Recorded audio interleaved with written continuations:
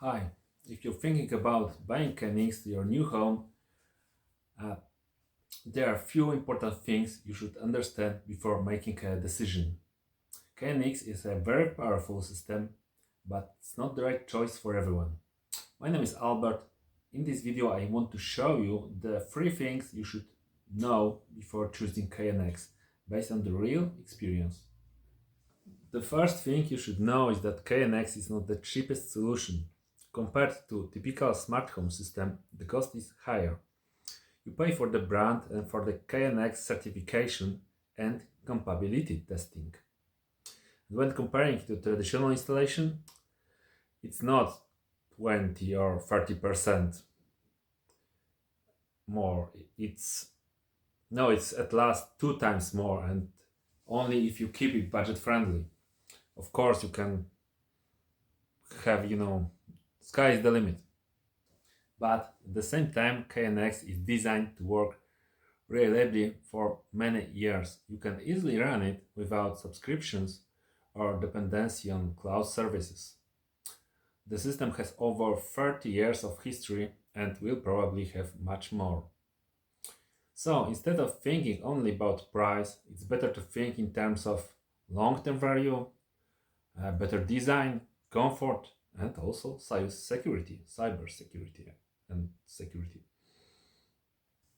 The second important thing is that KNX is a long-term system. This is not a gadget or something you change every 2 years. It's part of your building infrastructure like electrical wiring. Mm, And one of its biggest strengths is that it is based on a standard, not a single vendor. That means you can expand or modify your system over time, mix vendors and design as you like. A good way to think about it is you are not buying devices, you are buying building system. The third thing is something many people don't expect.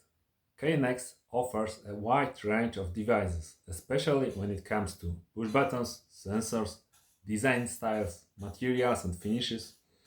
You can choose from many manufacturers and match the system to your interior design. This is a big advantage. But at the same time, it introduces complexity because now it's not only about choosing what looks good, but also about how device behave, how and what functions are designed, how the system is configured. So in practice, you need not only a designer or your own taste, but also an engineer who understands KNX. Without that, it's easy to create something that looks good but doesn't work well.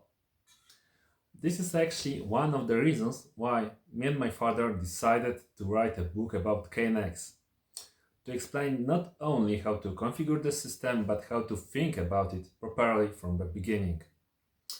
The book is called Mastering KNX Smart Home Automation, Design and Programming Smart Building Systems with the KNX Standard.